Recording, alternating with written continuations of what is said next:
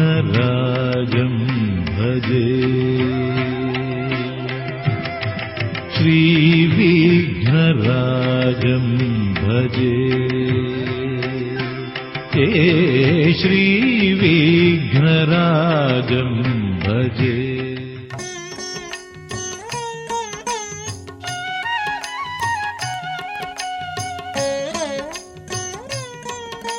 സമാരാധ്യരായ പ്രിയ ഹൈന്ദവ സഹോദരന്മാരെ, ഭാരതീയ ചിന്താധാരകൾ പഠിക്കുകയും പഠിപ്പിക്കുകയും ചെയ്യുന്ന കർമ്മത്തിൽ നിമഗ്നരായിരിക്കുന്ന Indian Institute of Scientific Heritage അനവധി ഹിന്ദു സഹോദരന്മാരുടെ ആവശ്യപ്രകാരം ഇവിടെ ഒരു പ്രഭാഷണത്തിൽ ഒരു ഹിന്ദുവായി ജീവിക്കുന്നതിന് അനുഷ്ഠിക്കേണ്ടതായ ഏറ്റവും കുറഞ്ഞ ആചാരങ്ങൾ, കുറഞ്ഞ സമയം കൊണ്ട് ശാസ്ത്രീയമായി അനുഷ്ഠിക്കേണ്ട ആചാരങ്ങൾ എന്തെല്ലാമാണ് എന്ന് അറിയിക്കണമെന്ന് അഭ്യർത്ഥിച്ചതനുസരിച്ച് ഈ ലഘു പ്രഭാഷണത്തിലൂടെ നാം അനുശാസിക്കേണ്ട ചില കാര്യങ്ങൾ മാത്രം വിവരിക്കുകയാണിവിടെ.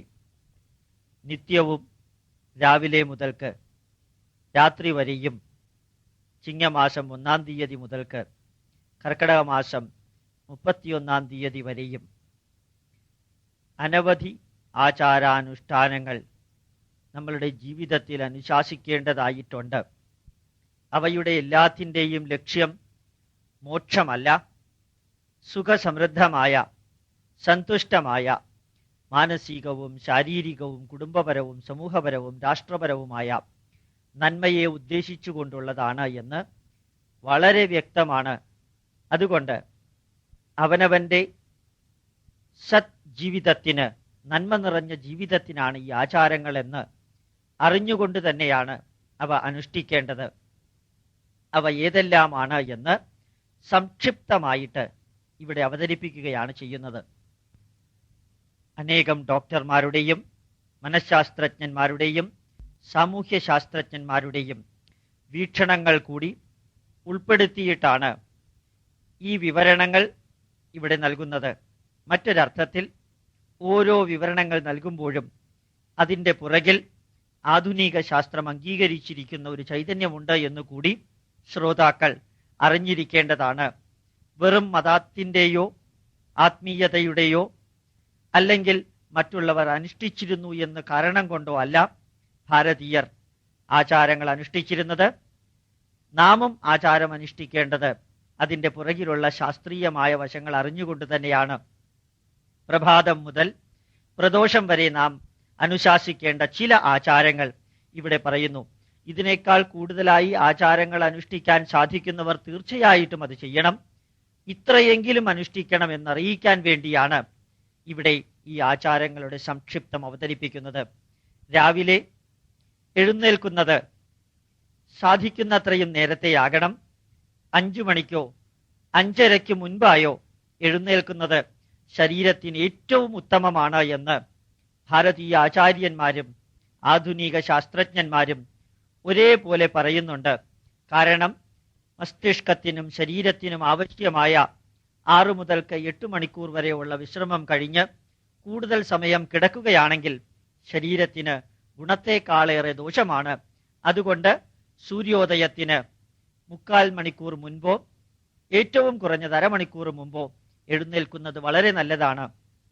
രണ്ടാമതായി, കിടക്കയിൽ എഴുന്നേറ്റ് അല്പസമയം ഇരുന്ന് കരാഗ്രേ വസതേ ലക്ഷ്മി കരമധ്യേ സരസ്വതി കരമൂലേ സദാഗൗരി പ്രഭാതേ കരദർശനം എന്ന മന്ത്രം ചൊല്ലുന്നത് വളരെ നല്ലതാണ്.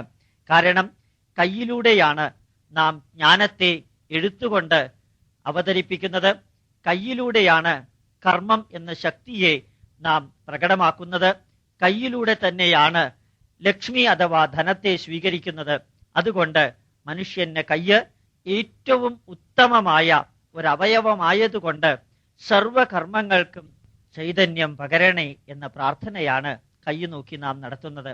അതുപോലെ തന്നെ നമ്മുടെ കർമ്മമണ്ഡലം ഭൂമിയായതുകൊണ്ട് സമുദ്രവസനേ ദേവി പർവ്വതസ്ഥനമണ്ഡിതേ വിഷ്ണുപത്നി നമസ്തുഭ്യം പാദസ്പർശം ക്ഷമസ്വമേ എന്ന് പറഞ്ഞ് ഭൂമി തൊട്ട് തലയിൽ വെക്കുന്നതും ഉത്തമമായ ഒരാചാരമാണ്. ഈ രണ്ട് മന്ത്രങ്ങളിലൂടെയും നമുക്ക് ലഭിക്കുന്ന മറ്റൊരു ആരോഗ്യ സംബന്ധമായ ചൈതന്യം, കിടക്കയിൽ കിടന്ന വ്യക്തി പെട്ടെന്ന് എഴുന്നേൽക്കുന്നത് തടയുവാനായി അതേ കിടക്കയിൽ ഏതാണ്ട് 2 മിനിറ്റ് ഇരിക്കുവാൻ ഒരു അവസരവും ഈ പ്രാർത്ഥനയിലൂടെ ലഭിക്കുന്നു. ഇത് ഹൃദയസ്തംഭനം ഒഴിവാക്കുന്നതിനും ശരീരത്തെ സ്വാഭാവിക നിലയിലേക്ക് കൊണ്ടുവരുന്നതിന് സമയം നൽകുന്നതിനും വളരെയേറെ സഹായിക്കുന്നുണ്ട്. ആധുനിക ഹൃദയ വിദഗ്ധന്മാര്, ഹൃദ്രോഗ വിദഗ്ധന്മാരും രാവിലെ പെട്ടെന്ന് ബെഡിൽ നിന്ന് എഴുന്നേൽക്കരുത് എന്ന് ഉപദേശിക്കാറുണ്ട്. അല്പനേരം ഇരുന്നതിന് ശേഷമേ എഴുന്നേൽക്കാവൂ എന്ന് പറയാറുണ്ട്. ഈ പ്രാർത്ഥന കൂടി ചൊല്ലുന്നത് കൊണ്ട് മനസ്സിന് സ്വാസ്ഥ്യം ലഭിക്കുന്നു എന്ന് മാത്രമല്ല, ശരീരത്തിന് വളരെ ആരോഗ്യകരമായ ഒരു ചെറിയ വിശ്രമ എക്സർസൈസും കൂടി ആയിത്തീരുന്നു. എഴുന്നേറ്റ ഉടനെ ബെഡ് കോഫി കുടിക്കുന്നത് കഴിയുന്നതും ഒഴിവാക്കണം. കാരണം തലേ ദിവസം നാം കഴിച്ച ഭക്ഷണത്തിൽ ഉണ്ടായിരിക്കാൻ സാധ്യതയുള്ള അവശിഷ്ടങ്ങൾ, പല്ലിന്റെ ഇടയിലുള്ള മൈക്രോബ്സ് അഥവാ സൂക്ഷ്മ ജീവികൾ പ്രവർത്തിച്ചുണ്ടാകുന്ന ബൈ പ്രോഡക്റ്റുകൾ ഈ ബെഡ് കോഫി കുടിക്കുന്നതിലൂടെ ശരീരത്തിനകത്ത് പോകുന്നത് തടയുവാൻ ബെഡ് കോഫി കുടിക്കുന്നത് കഴിയുന്നതും ഒഴിവാക്കണം.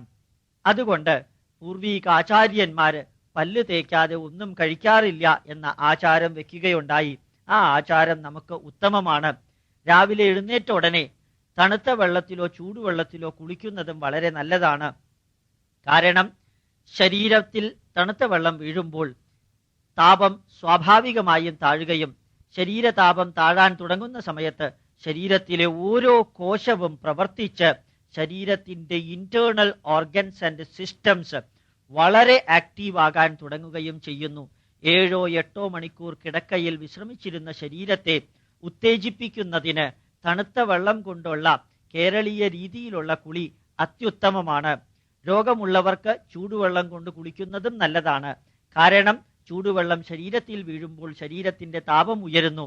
ആ താപത്തെ കുറച്ച് ശരീരത്തിന്റെ നോർമൽ ടെമ്പറേച്ചർ നിലനിർത്താൻ വേണ്ടി ബ്ലഡ് സർക്കുലേഷൻ കൂടുകയും ശരീരം വളരെ ആക്റ്റീവ് ആവുകയും ചെയ്യുന്നു. ഇപ്രകാരം ബ്ലഡ് സർക്കുലേഷൻ കൂടുന്നത് കൊണ്ട് യൂറിനേഷനും സ്വെറ്റിങ്ങും സംഭവിച്ച് ശരീരത്തിൽ അടങ്ങിയിരിക്കുന്ന രോഗ അണുക്കളിലെ ബൈ പ്രോഡക്ട്സ് അല്ലെങ്കിൽ ടോക്സിൻസ് മുഴുവനും പുറത്തു പോകാൻ ചൂടുവെള്ളം കൊണ്ടുള്ള കുളി സഹായിക്കും. രോഗമില്ലാത്തവർ തണുത്ത വെള്ളം കൊണ്ടും രോഗമുള്ളവർ ചൂടുവെള്ളം കൊണ്ടും കുളിക്കുന്നത് വളരെ ആരോഗ്യദായകമാണ് എന്ന് വളരെ വ്യക്തമാകുന്നു. കൂടാതെ ട്രോപ്പിക്കൽ ക്ലൈമറ്റിൽ ശരീരത്തിനകത്തുണ്ടാകാൻ സാധ്യതയുള്ള അനവധി വിസർജ്യ വസ്തുക്കൾ സ്വെറ്റിലൂടെ, വിയർപ്പിലൂടെ ശരീരത്തിന്റെ പുറത്തു വന്ന് ത്വക്കില് ഫാനിന്റെ ചുവട്ടിൽ കിടക്കുന്ന വ്യക്തിയിൽ സംഭവിക്കുന്നത് ആ വെള്ളം ആവിയായി പോകുമ്പോൾ സോഡിയം ക്ലോറൈഡും യൂറിയയും സോഡിയം ഫോസ്ഫേറ്റും ത്വക്കില് ഒരു ലെയർ ഉണ്ടാക്കുന്നു. ഇത് ത്വക്കിന്റെ ആരോഗ്യത്തിന് കേടുവരുന്നത് കൊണ്ട് നല്ല രീതിയിൽ കുളിക്കുന്നതിലൂടെ വെള്ളത്തിൽ ഡിസോൾവ് ചെയ്തു പോകുന്ന ഈ കെമിക്കൽസ്, രാസവസ്തുക്കൾ മുഴുവനും ത്വക്കിനെ വൃത്തിയാക്കി നീക്കം ചെയ്യപ്പെടുന്നു. ഇത് കുളിയിലൂടെ മാത്രമേ സാധിക്കുകയുള്ളൂ. ഇപ്രകാരം കുളിക്കുന്നത് കൊണ്ട് കേരളത്തിൽ സ്കിൻ ക്യാൻസറിന്റെ അളവ് പണ്ട് വളരെ വളരെ കുറവായിരുന്നു. എന്നാൽ ഇപ്പോൾ അത് കൂടി വരാൻ കാരണം ആഴ്ചയിൽ ഒരിക്കലോ ആഴ്ചയിൽ 2 പ്രാവശ്യമോ മാത്രം കുളിക്കുന്ന ഒരു അവസ്ഥയിലേക്ക് നാം മാറിയിരിക്കുകയാണ്. ആഴ്ചയിൽ 2 പ്രാവശ്യമെങ്കിലും എണ്ണ തേച്ചുള്ള കുളി വളരെ നല്ലതാണ്. ജ്യോതിഷപ്രകാരം ചൊവ്വാഴ്ചയും വെള്ളിയാഴ്ചയും എണ്ണ തേച്ച് കുളിക്കുന്നത് നല്ലതാണ് എന്ന് പറയുന്ന ആചാരമുണ്ടായത് സ്കിൻ പ്രൊട്ടക്ഷന് അത്യന്താപേക്ഷിതമായ ഫാറ്റി ലെയർ അല്പാൽപമെങ്കിലും നമുക്ക് കൊടുക്കുവാൻ സാധിക്കുന്നത് കൊണ്ട് ത്വക്ക് സംബന്ധമായ രോഗത്തിൽ നിന്ന് പൂർണ്ണമായും മോചനം നേടാൻ സാധിക്കും. അതുകൊണ്ട് എണ്ണ തേച്ചുള്ള കുളി ആഴ്ചയിൽ 2 പ്രാവശ്യവും ആഴ്ചയിൽ എല്ലാ ദിവസവും സാധാരണ രീതിയിലുള്ള കുളിയും വളരെ നല്ല ഒരു ആചാരമാണ്. കുളി കഴിഞ്ഞ ഉടനെ വിളക്ക് കത്തിച്ച് ഏതാനും മിനിറ്റുകൾ പ്രാർത്ഥിക്കുന്നത് അത്യുത്തമമാണ്. കുളിയിലൂടെ ശരീരം വൃത്തിയായി കഴിഞ്ഞാൽ പിന്നെ വൃത്തിയാകേണ്ടത്, പവിത്രമാകേണ്ടത് മനസ്സാണ്. ആ മനസ്സിനെ പവിത്രമാക്കാൻ സോപ്പിട്ടിട്ടോ വാഷിംഗ് പൗഡർ ഉപയോഗിച്ചോ സാധ്യമല്ല. അതുകൊണ്ട് വിളക്ക് കത്തിച്ച് 5 മിനിറ്റ് ഏതെങ്കിലും ഒരു പ്രാർത്ഥന ചൊല്ലുന്നത് വളരെ നല്ലതാണ്. രാവിലെ കുളിക്കുവാൻ തീരെ നിവൃത്തിയില്ല എങ്കിൽ പല്ല് തേച്ച് മുഖം കഴുകി കൈകാലുകൾ വൃത്തിയാക്കിയിട്ട് വിളക്ക് കത്തിക്കുന്നതും അല്പസമയം പ്രാർത്ഥിക്കുന്നതും നല്ലതാണ്. പിന്നീട് ഗൃഹാന്തരീക്ഷത്തിൽ തന്നെ ഭഗവത്ഗീതയോ വിഷ്ണു സഹസ്രനാമമോ ലളിതാ സഹസ്രനാമമോ മറ്റേതെങ്കിലും കീർത്തനങ്ങളോ നന്മ ലഭിക്കുന്ന വിധത്തിലുള്ള മന്ത്രങ്ങളോ കാസറ്റിലൂടെയോ മൾട്ടി മീഡിയ ഉള്ള കമ്പ്യൂട്ടറിലൂടെയോ ഗൃഹാന്തരീക്ഷത്തെ ശുദ്ധീകരിക്കുന്നതിന് ഉപയോഗിക്കുന്നത് നല്ലതാണ്. നല്ല മന്ത്രങ്ങൾ ഗൃഹാന്തരീക്ഷത്തിൽ ഉയരുമ്പോൾ ന്യൂറോ ലിംഗ്വിസ്റ്റിക് എഫക്റ്റ് എന്ന് പറഞ്ഞ് നമ്മുടെ ബ്രെയിൻ നല്ല രീതിയിൽ പ്രവർത്തനോന്മുഖമാകുന്നു എന്ന് തെളിയിക്കപ്പെട്ടിട്ടുണ്ട്. അർത്ഥം വ്യക്തമായി മനസ്സിലാക്കാൻ സാധിക്കുന്ന ജ്ഞാനപ്പാന പോലെയുള്ള കീർത്തനങ്ങൾ വീട്ടിൽ കേൾക്കുമ്പോൾ അവനവന്റെ അഹംഭാവം, അസൂയ, കുശുമ്പ്, അതുപോലെ തന്നെ മഹത്വം, നന്മ, തിന്മ ഇവയെല്ലാം തന്നെ അറിയുവാൻ അർത്ഥമറിഞ്ഞുകൊണ്ടുള്ള കീർത്തനങ്ങളിലൂടെ സൈക്കോ ലിംഗ്വിസ്റ്റിക് എഫക്റ്റ് ശരീരത്തിൽ ബാധകമാകുന്നത് കൊണ്ട്, ബോധ്യപ്പെടുന്നത് കൊണ്ട് അപ്രകാരമുള്ള കീർത്തനം, അപ്രകാരമുള്ള മന്ത്രങ്ങൾ അതിരാവിലെ വീട്ടിൽ വെക്കുന്നത് അത്യുത്തമമാണ്. അതിനുശേഷമാണ് സ്വാഭാവികമായും നാം ജോലിക്ക് പോവുക. രാവിലെയുള്ള പ്രാർത്ഥന, വിശ്രമം ഇതെല്ലാം കഴിഞ്ഞ് പത്രം വായിക്കുന്നവർ പ്രത്യേകിച്ച് ശ്രദ്ധിക്കേണ്ട ഒരു കാര്യം, മറ്റേതെങ്കിലും വായനയോ മറ്റേതെങ്കിലും കർമ്മത്തിൽ കുറച്ചു സമയം ചിലവഴിച്ചതിന് ശേഷമോ മാത്രമേ പത്രം വായിക്കാവൂ. കാരണം മനഃശാസ്ത്രജ്ഞന്മാരുടെ അഭിപ്രായത്തിൽ പോലും പവിത്രമായ മനസ്സിനകത്തേക്ക് അനവധി നെഗറ്റീവ് വാർത്തകൾ, സെൻസേഷണൽ വാർത്തകൾ അതിരാവിലെ ചെല്ലുകയാണെങ്കിൽ മാനസികമായൊരു മുരടിപ്പ് അല്ലെങ്കിൽ വ്യാകുലത അനുഭവപ്പെടുന്നു. ഇതൊഴിവാക്കുന്നതിനു വേണ്ടി പത്രവായന അല്പം വൈകിക്കുന്നത് വളരെ നല്ലതാണ്. ഇന്നത്തെ പ്രായോഗിക ജീവിതത്തിൽ പത്രം വായിക്കുന്നത് അത്യന്താപേക്ഷിതമായ സ്ഥിതിക്ക് നല്ല ശുദ്ധമായ മനസ്സിലേക്ക്, ശുദ്ധമായ മസ്തിഷ്കത്തിലേക്ക് അതിരാവിലെ സെൻസേഷണൽ വാർത്ത കയറാതിരിക്കുന്നത്, നെഗറ്റീവ് വാർത്തകൾ ഇഞ്ചക്ട് ചെയ്യപ്പെടാതിരിക്കുന്നത് അത്യുത്തമമായതുകൊണ്ട് പത്രം വായിക്കുന്നത് എഴുന്നേറ്റ് പ്രാർത്ഥനയ്ക്ക് ശേഷം മറ്റു കർമ്മങ്ങൾ ചെയ്ത് കുറെ കൂടി സമയങ്ങൾ ഗ്യാപ്പ് വിട്ടതിന് ശേഷം ചെയ്യുന്നതാണ് ഏറ്റവും ഉത്തമമെന്ന് മനഃശാസ്ത്രജ്ഞന്മാര് വരെ പറയാൻ തുടങ്ങിയിരിക്കുന്നു. ആ ഉപദേശം നമുക്കും വളരെ നല്ലതാണ്. പ്രഭാത ഭക്ഷണം കഴിയുന്നത്രയും വെജിറ്റേറിയൻ മാത്രമാക്കണം. കാരണം ശരീരത്തിലെ എൻസൈം പ്രവർത്തനം ആദ്യമായി തുടങ്ങുന്നത് breakfast, fast is broken, we are breaking the fast എന്ന അർത്ഥത്തിൽ എൻസൈം പ്രവർത്തനം തുടങ്ങുന്നതേ ഉള്ളൂ. അതുകൊണ്ട് ഒരു കാരണവശാലും കോഴിമുട്ടയോ ബീഫോ മട്ടണോ ചിക്കനോ അല്ലെങ്കിൽ മറ്റേതെങ്കിലും രീതിയിലുള്ള ആനിമൽ മീറ്റ് പ്രോഡക്റ്റ് ഉപയോഗിക്കുന്നത് പൂർണ്ണമായിട്ടും ഇല്ലാതെയാക്കണം. പ്രഭാത ഭക്ഷണത്തിൽ സസ്യാഹാരങ്ങൾ മാത്രമേ പാടുകയുള്ളൂ. കേരളീയരെ സംബന്ധിച്ചിടത്തോളം നിത്യമായി കഴിക്കാറുള്ള എല്ലാ പ്രഭാത ഭക്ഷണങ്ങളും ശരീരത്തിന് സമീകൃത ആഹാരത്തിന്റെ ഫലം ചെയ്യുന്നുണ്ട്. അതുകൊണ്ട് കേരളീയ രീതിയിലുള്ള ഏത് ഭക്ഷണവും അത്യുത്തമമാണ് ശരീരത്തിന്. കേരളീയരെ സംബന്ധിച്ചിടത്തോളം കേരളീയമായ കാലാവസ്ഥയിൽ ജീവിക്കുന്നവർക്ക്. കൂടാതെ ഓരോ ഭക്ഷണം കഴിക്കുന്ന സമയത്തും, അതായത് രാവിലെ പ്രഭാത ഭക്ഷണമായാലും മധ്യാഹ്ന ഭക്ഷണമായാലും സായാഹ്ന ഭക്ഷണമായാലും അല്ലെങ്കിൽ രാത്രിയിൽ കഴിക്കുന്ന അത്താഴമാണെങ്കിലും ഭക്ഷണം കഴിക്കുന്നതിന് മുൻപ് നല്ല ഒരു പ്രാർത്ഥന അത്യന്താപേക്ഷിതമായി ഉണ്ടായിരിക്കേണ്ടതാണ്. കൂട്ടത്തിൽ ആരുണ്ടെങ്കിലും ആരില്ലെങ്കിലും തന്നെ ബ്രഹ്മാർപ്പണം ബ്രഹ്മഹവിർ ബ്രഹ്മാഗ്നൗ ബ്രഹ്മണാഹുതം ബ്രഹ്മൈവ തേന ഗന്ധവ്യം ബ്രഹ്മകർമ്മ സമാധിന അഹം വൈശ്വാനരോ ഭൂത്വാ പ്രാണീനാം ദേഹമാശ്രിത പ്രാണാപാനസമായുക്തം പചാമ്യന്നം ചതുർവിധം. എല്ലാം ബ്രഹ്മാർപ്പണമായി ഞാൻ ചെയ്യുന്നു, ഈശ്വരാർപ്പണമായി ഞാൻ ചെയ്യുന്നു. പ്രപഞ്ച ചൈതന്യത്തിനു വേണ്ടി അതിൻ്റെ കോൺട്രിബ്യൂഷനായിട്ട് ഞാൻ ചെയ്യുന്നു എന്ന മനോഭാവത്തോടു കൂടി ഒരു തരി ഭക്ഷണം കഴിക്കുമ്പോഴും ശരീരത്തിൽ ഉണ്ടാകുന്ന ഇഫക്റ്റ് വളരെ പോസിറ്റീവാണ്.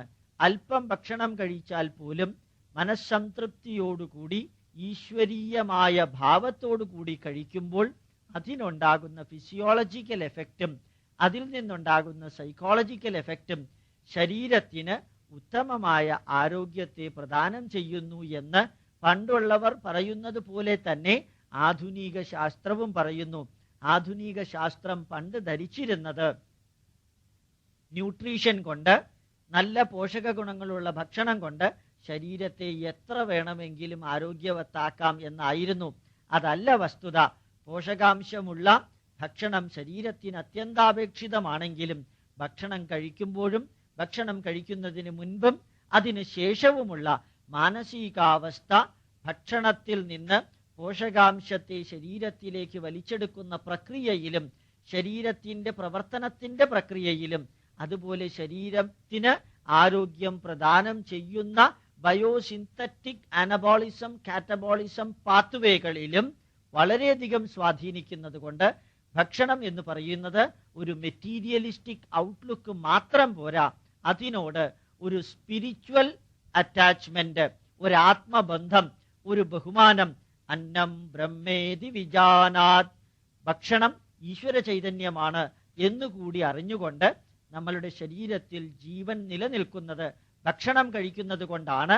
ആ ഭക്ഷണത്തെ രണ്ട് കൈയും കൂപ്പി പ്രണമിച്ച് ഈശ്വരീയമെന്ന് ധരിച്ച് ശരീരത്തിന് ആരോഗ്യമുണ്ടാകണമെന്ന് പ്രാർത്ഥിച്ച് അത് കഴിക്കുന്ന വേളയിൽ കൊടുക്കുന്നതായ സമയ ഗ്യാപ്പ്, ഈ പ്രാർത്ഥനയിലൂടെ കൊടുക്കുന്ന ഗ്യാപ്പ് ശരീരത്തിന് വളരെയധികം പ്രയോജനം ചെയ്യുന്നത് എന്തുകൊണ്ടാണെന്നാൽ ഭക്ഷണം സ്റ്റൊമക്കിലേക്ക് പോകുന്നതിന് മുൻപ് നാം വലിച്ചുവാരി കഴിക്കുകയാണെന്ന് വിചാരിക്കുക.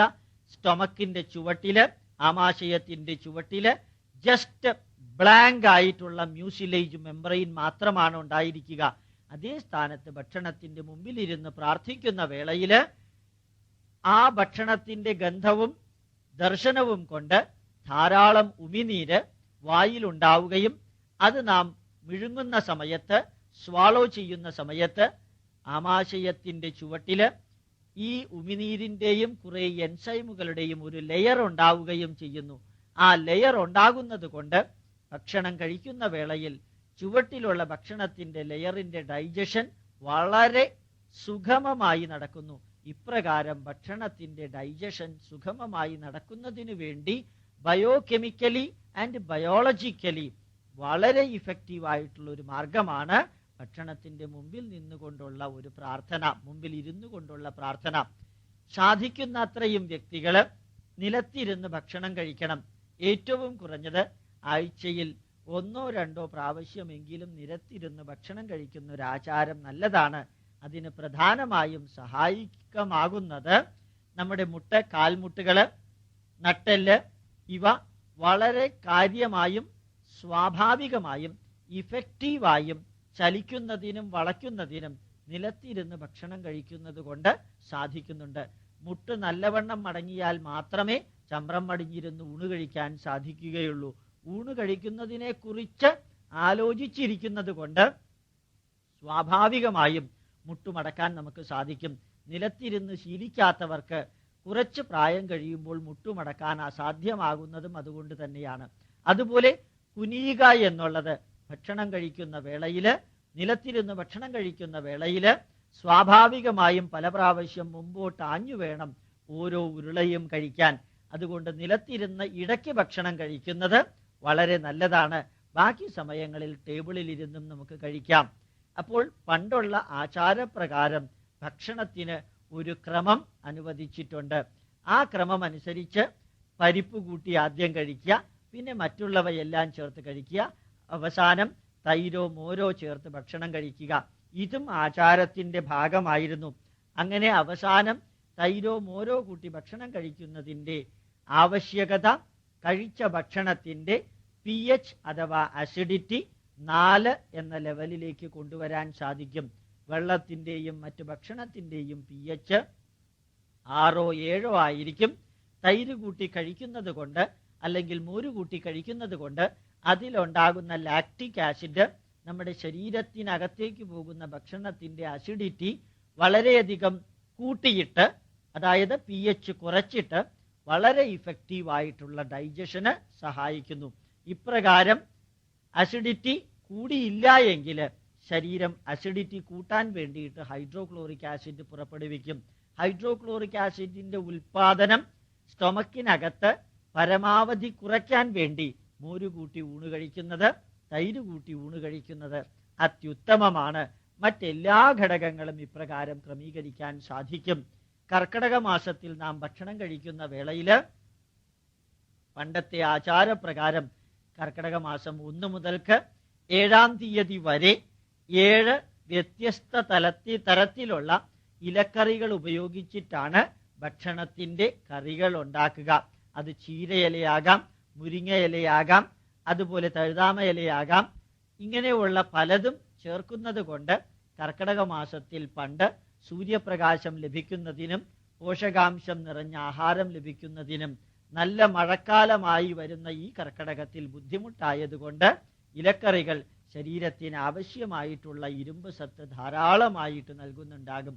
കൂടാതെ അനീമിയ ഉള്ള വ്യക്തികൾ ഭക്ഷണത്തിൽ ഇരുമ്പ് സത്ത് അബ്സോർബ് ചെയ്യാൻ, ആഗിരണം ചെയ്യാൻ ബുദ്ധിമുട്ടുള്ള പ്രകൃതമുള്ള ഫൈറ്റാനിക് ആസിഡ് പ്രോബ്ലം എന്ന് അതിന് പറയാം. ഫൈറ്റാനിക് ആസിഡ് പ്രോബ്ലം ഉള്ള വ്യക്തികൾ സ്വാഭാവികമായിട്ടും കൂടുതൽ ഇരുമ്പ് സത്ത് കഴിക്കണം. ശരീരത്തിന് ആവശ്യമായിട്ടുള്ള 2 മില്ലിഗ്രാം ഇരുമ്പ് സത്ത് ലഭിക്കുന്നതിന് പണ്ടത്തെ ആചാരപ്രകാരം ആഴ്ചയിൽ 2 പ്രാവശ്യമെങ്കിലും ഇരുമ്പ് ചീനച്ചട്ടിയിൽ ഏതെങ്കിലും വിധത്തിലുള്ള തോരനോ മെഴുക്കുപുരട്ടിയോ കടുവറക്കുന്ന പ്രക്രിയയോ ചെയ്യുന്നത് കൊണ്ട് ഇരുമ്പ് ചീനച്ചട്ടിയിൽ നിന്ന് ആവശ്യമായ അളവിൽ ഇരുമ്പ് സത്ത് ഈ കറികളിലേക്ക് വരികയും അത് കഴിക്കുന്നതോടുകൂടി ശരീരത്തിന് ആവശ്യമായിട്ടുള്ള വേണ്ട അളവിലുള്ള ഇരുമ്പ് സത്ത് ലഭിക്കുകയും ചെയ്യുന്നു. പുറമേ നിന്ന് ഇരുമ്പ് സത്ത് അടങ്ങിയ ഗുളിക, കാപ്സ്യൂള്, പെല്ലറ്റ്സ്, ടാബ്ലറ്റ്സ് കഴിക്കുന്നതിനേക്കാൾ എത്രയോ ഉത്തമമാണ് ഇപ്രകാരമുള്ള ആചാരം. അപ്പോൾ ഞാൻ ഇത്രയും പറഞ്ഞത് ഭക്ഷണത്തെക്കുറിച്ചുള്ള കാര്യം മാത്രമാണ്. ഇനി സ്വാഭാവികമായിട്ടും വളരെ വിലപിടിപ്പില്ലാത്ത വാഴത്തട, വാഴപ്പൂവ്, തഴുതാമ, മുരിങ്ങയില തുടങ്ങിയ അനവധി ട്രഡീഷണൽ ഭക്ഷണ വസ്തുക്കളുണ്ട്. ഇവയെല്ലാം ശരീരത്തിന് ഏറ്റവും ഉത്തമമാണ്. പ്രധാന കാരണം ഇവ ധാരാളം നാരുകൾ അഥവാ ഫൈബേഴ്സ് അടങ്ങിയവയാണ്. ഈ ഫൈബേഴ്സ് അടങ്ങിയ ഭക്ഷണങ്ങൾ ഇൻറ്റസ്റ്റൈൻ ക്യാൻസർ ഒഴിവാക്കുന്നതിനും വൈറ്റമിൻസ് പെർഫെക്റ്റ് ആയിട്ട് അബ്സോർബ് ചെയ്യുന്നതിനെ സഹായിക്കുന്നതിനും ഡൈജഷൻ ഇഫക്റ്റീവ് ആക്കുന്നതിനും സഹായിക്കുന്നത് കൊണ്ട് ധാരാളം സസ്യ ഭക്ഷ്യവസ്തുക്കൾ നമ്മളുടെ ഭക്ഷണത്തിൽ ഉണ്ടായിരിക്കേണ്ടത് അത്യാവശ്യമാണ്. ഭക്ഷണത്തെക്കുറിച്ച് പറഞ്ഞിരിക്കുന്ന പ്രഭാഷണത്തിന്റെ കാസറ്റുകൾ വേറെ ലഭ്യമായതുകൊണ്ട് ഞാൻ പ്രഭാതചര്യ മുതൽക്ക് പ്രദോഷചര്യ വരെയുള്ള കാര്യങ്ങൾ പറഞ്ഞു പോകുന്നത് കൊണ്ട് പ്രഭാത ഭക്ഷണത്തെക്കുറിച്ചാണ് ഇത്രയും സമയം പറഞ്ഞിരുന്നത്. അടുത്തത് പ്രഭാത ഭക്ഷണം കഴിഞ്ഞാലോ അതിനു മുൻപോ സാധിക്കുന്നവര് ക്ഷേത്ര ദർശനം നടത്തുന്നത് നല്ലതാണ്. പക്ഷെ ക്ഷേത്ര ദർശനം എല്ലാ ദിവസവും സാധിച്ചു എന്ന് വരില്ല. എല്ലാവർക്കും അവനവന്റെ ഓഫീസിന്റെ ഉത്തരവാദിത്വം ഉണ്ടായിരിക്കും, ജോലി കൂടുതലുണ്ടായിരിക്കും. അതുകൊണ്ട് ക്ഷേത്രത്തിലേക്ക് പോകാൻ സാധിക്കാത്ത വ്യക്തികൾ രാവിലത്തെ പ്രാർത്ഥനയിലൂടെ അത് കഴിച്ചുകൂട്ടാവുന്നതാണ്. പിന്നീട് പ്രവർത്തനം തുടങ്ങുന്നതിന് മുൻപ് ഓഫീസിലേക്ക് പോകുമ്പോൾ നമ്മളുടെ ആചാരപ്രകാരം മനസ്സ് വളരെയധികം ശുദ്ധമായിരിക്കണം. സ്വധർമ്മം അഭിചാപേക്ഷ്യ ന വികമ്പിതും അർഹതി എന്ന് ഭഗവത്ഗീതയിൽ പറഞ്ഞിരിക്കുന്നത്.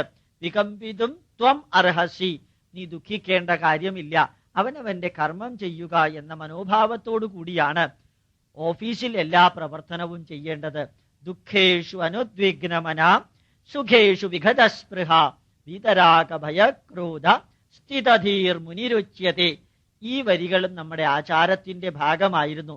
ദുഃഖം വരുമ്പോൾ ഒരു പരിധിക്കപ്പുറം ദുഃഖിക്കാതിരിക്കുക, സുഖം വരുമ്പോൾ ഒരു പരിധിക്കപ്പുറം ആർത്ത് ഉല്ലസിച്ച് അട്ടഹസിച്ച് ചാടാതിരിക്കുക, ഒരു വിധത്തിലുമുള്ള അത്യാഗ്രഹവും അതിയായ അറ്റാച്ച്മെന്റും അതിയായ ദേഷ്യവും അതിയായിട്ടുള്ള ആഗ്രഹവും ഇല്ലാത്ത വിധത്തിൽ ഓഫീസിൽ പ്രവർത്തിക്കുവാൻ തുടങ്ങിയാൽ മാനസികമായിട്ടുള്ള ടെൻഷൻ കുറയാൻ സാധിക്കും.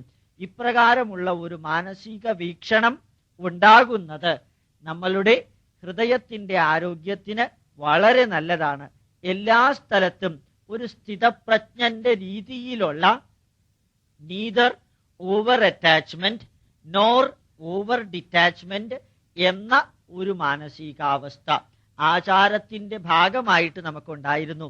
അത് നമുക്കുണ്ടായി ഓഫീസുകളിലും വീടിലും പ്രവർത്തിക്കുമ്പോൾ രക്തസമ്മർദ്ദം കുറയുന്നതിനും അതുപോലെ തന്നെ ഹൃദ്രോഗ സംബന്ധമായ അവസ്ഥ ഉണ്ടാകാതിരിക്കാനും മറ്റു പല സൈക്കോസൊമാറ്റിക് ഡിസീസ് ഇല്ലാതെയാക്കാനും മാനസികമായ ഈ അവസ്ഥ ആചാരരൂപത്തിൽ അനുഷ്ഠിക്കുന്നത് വളരെ പ്രയോജനപ്രദമാണ്. ഓഫീസിൽ നിന്ന് സ്വാഭാവികമായും വീട്ടിലേക്ക് വന്നു കഴിഞ്ഞാൽ ഓഫീസിലിരിക്കുന്ന അവസ്ഥയിലും വീട്ടിലിരിക്കുന്ന അവസ്ഥയിലും എന്തെല്ലാം നെഗറ്റീവ് ഉണ്ടായാലും അവനവന്റെ ഭാഗത്ത് നിന്ന് നെഗറ്റീവിന് കോൺട്രിബ്യൂട്ട് ചെയ്യുന്ന ഒന്നും ഉണ്ടാവുകയില്ല എന്ന് വ്യക്തമായിട്ട് ധരിക്കുക. ആരെയും വിമർശിക്കാനോ വിമർശിക്കുന്നവരുടെ കൂട്ടത്തിൽ ഇരുന്ന് അത് ശ്രവിക്കാനോ കഴിയുന്നത്രയും സമയം ചെലവഴിക്കാതിരിക്കുക. കാരണം നിങ്ങൾ വിമർശിക്കുമ്പോഴും കുറ്റപ്പെടുത്തുമ്പോഴും അത് കേട്ടാസ്വദിക്കുമ്പോഴും ശരീരത്തിനകത്ത് അനവധി നെഗറ്റീവ് കെമിക്കൽസ് ആണ് ഉണ്ടാകുന്നത്. നെഗറ്റീവ് എനർജി എന്ന് പ്രൊഫസർ എറിക് ബേൺ എന്ന ജർമ്മൻ ശാസ്ത്രജ്ഞൻ പറഞ്ഞതുപോലെയുള്ള ഒരു മാനസികാവസ്ഥ ശാരീരികാവസ്ഥയുടെ നെഗറ്റീവിന് കാരണമാകുന്നത് കൊണ്ട് കഴിയുന്നത്രയും നെഗറ്റീവ് ഇൻസിഡൻസിന്, നെഗറ്റീവ് ന്യൂസിന്, നെഗറ്റീവ് ഒബ്സർവേഷന് സ്വയം അടിമപ്പെടാതിരിക്കുക. ഒരു പക്ഷേ ഉപനിഷത്തിൽ പറഞ്ഞിരിക്കുന്ന ഭദ്രം കർണേഭി ശൃണുയാമ ദേവ ഭദ്രം പശ്യേമ അക്ഷഭിർയജത്രാ സ്ഥിരൈരംഗൈസ്തുഷ്ടുവാംസസ്തനൂഭിർ വ്യശേമ ദേവഹീതം. നന്മ നിറഞ്ഞത് കേൾക്കുവാൻ ഇടവരട്ടെ, നന്മ നിറഞ്ഞത് കാണുവാൻ ഇടവരട്ടെ, ഈശ്വരീയമായ കർത്തവ്യങ്ങൾ ചെയ്യുവാൻ അരോഗദൃഢഗാത്രമായ ശരീരം എനിക്കുണ്ടാകട്ടെ എന്ന പ്രാർത്ഥന നിരന്തരം അനുഷ്ഠിക്കുമ്പോഴും അനുശാസിക്കുവാൻ ഉപദേശിക്കുമ്പോഴും സ്വാർത്ഥ ലക്ഷ്യത്തോടുകൂടി ചെയ്താൽ പോലും അവനവന്റെ ശരീരത്തിനും മനസ്സിനും കുടുംബത്തിനും വളരെ നന്മ നിറഞ്ഞ അനുഗ്രഹമായിരിക്കും ഉണ്ടായിരിക്കുക.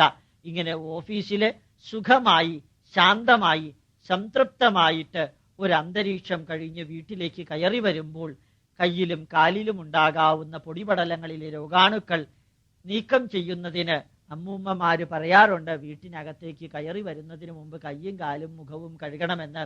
കയ്യും കാലും മുഖവും കഴുകുന്നതോടുകൂടി കാലിലുള്ള രോഗാണുക്കള്, കയ്യിലുണ്ടാകാൻ സാധ്യതയുള്ള രോഗാണുക്കള് അത് പൂർണ്ണമായും മാറുകയും ശരീരത്തിൽ ഏറ്റവും സെൻസിറ്റീവായിട്ടുള്ള ത്വക്ക് മുഖത്തിലുള്ളത് കൊണ്ട് മുഖത്തിൽ തണുത്ത വെള്ളം വീഴുമ്പോൾ ബോധം കെട്ട വ്യക്തി പോലും പെട്ടെന്ന് എഴുന്നേൽക്കുന്നത് പോലെ സർവക്ഷീണവും മാറ്റുന്നതിന് 1 or 2 പ്രാവശ്യം മുഖം കഴുകുന്നതും വളരെ നല്ലതാണ്. ഇത് ആചാരത്തിന്റെ ഭാഗമാണെന്ന് മാത്രമല്ല, ആരോഗ്യത്തിന്റെയും ആധുനിക ശാസ്ത്രത്തിന്റെയും ഭാഗമാണ്. വൈകുന്നേരം വീട്ടിലേക്ക് വന്നു കഴിഞ്ഞാൽ അല്പസമയം നന്മ നിറഞ്ഞ ചർച്ചകളിൽ ഏർപ്പെട്ടിട്ട് സായം സന്ധ്യയില് കഴിയുന്നത്രയും മറ്റുള്ളവരുമായി ചേർന്ന് പ്രാർത്ഥനയിൽ ഇരിക്കുക.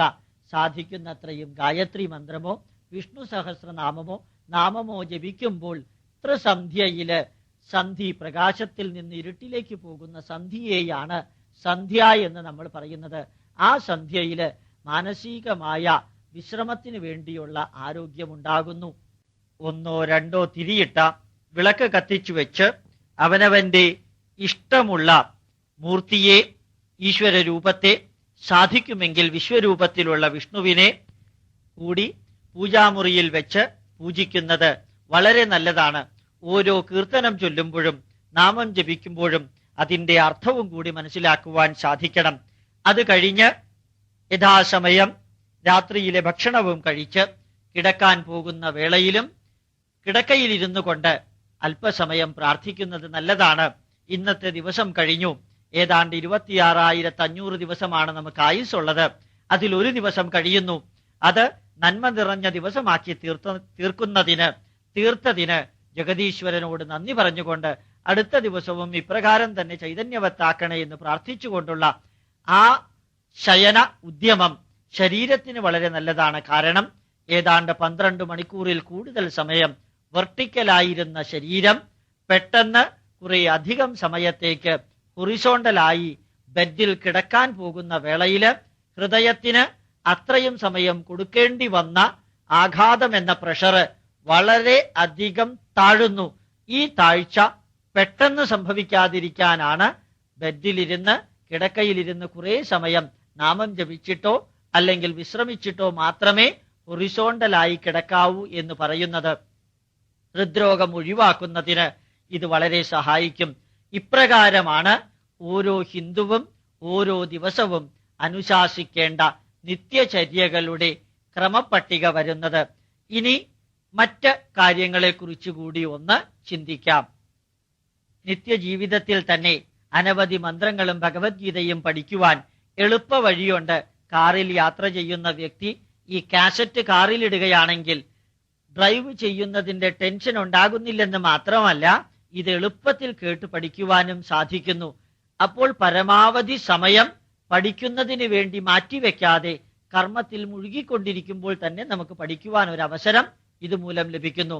ഓഫീസിലെയും വീട്ടിലെയും വിശ്രമവേളയിലും ഇപ്രകാരം കാസറ്റുകളുടെ സഹായത്താൽ ധാരാളം മന്ത്രങ്ങളും ശ്ലോകങ്ങളും കീർത്തനങ്ങളും പഠിക്കുന്നതിലൂടെ ശരീരത്തിന്റെയും മനസ്സിന്റെയും ആരോഗ്യത്തിന് അത് ഉപയോഗിച്ച് സംതൃപ്തമായൊരു ജീവിതം നയിക്കാൻ നമുക്ക് സാധിക്കും. നിത്യവും നാം ഇക്കാര്യം ചെയ്തതിനു ശേഷം ആഴ്ചയിൽ ചെയ്യേണ്ട ഏറ്റവും പ്രധാനപ്പെട്ട ഒരു അഡീഷണൽ വർക്ക് എന്ന് പറയുന്നത് ഒരാഴ്ചയിൽ ഒരിക്കലെങ്കിലും അടുത്തുള്ള ക്ഷേത്ര ദർശനം നടത്തണം. ആ ക്ഷേത്രത്തിന്റെ നന്മയ്ക്കു വേണ്ടി പ്രവർത്തിക്കുമ്പോൾ അതുകൊണ്ട് ഉദ്ദേശിക്കുന്നത് ക്ഷയാത് ത്രായതേ ഇതി ക്ഷേത്ര, നാശത്തിൽ നിന്ന് സംരക്ഷിക്കുന്നത് എന്താണോ അത് ക്ഷേത്രം. ആ ക്ഷേത്ര കാര്യങ്ങളിൽ പങ്കെടുക്കുന്നതിലൂടെ ശാരീരികവും മാനസികവുമായ അനവധി നേട്ടങ്ങൾ നമുക്ക് ലഭിക്കുന്നുണ്ടായിരിക്കും. അവിടെ ആൽമര പ്രദക്ഷിണം വെക്കുമ്പോഴും അതുപോലെ തന്നെ ക്ഷേത്രത്തിൽ ദർശനം നടത്തുമ്പോഴും കണ്ണിനും കാതിനും മൂക്കിനും നാക്കിനും അതുപോലെ ത്വക്കിനും ചൈതന്യവത്താക്കാനുള്ള ക്വാണ്ടം ഹീലിംഗ് എഫക്റ്റ് ആണ് ക്ഷേത്രത്തിൽ നടക്കുന്നത് എന്നറിഞ്ഞുകൊണ്ട് തന്നെ അപ്രകാരം ക്ഷേത്ര ദർശനം ആഴ്ചയിൽ ഒരിക്കലെങ്കിലും നടത്തേണ്ടതാണ്. സാധിക്കുമെങ്കിൽ ഒഴിവ് ദിവസം വളരെ സാവധാനത്തിൽ ലിഷർലി ആയിട്ട് ആ ദർശനം നടത്താവുന്നതാണ്.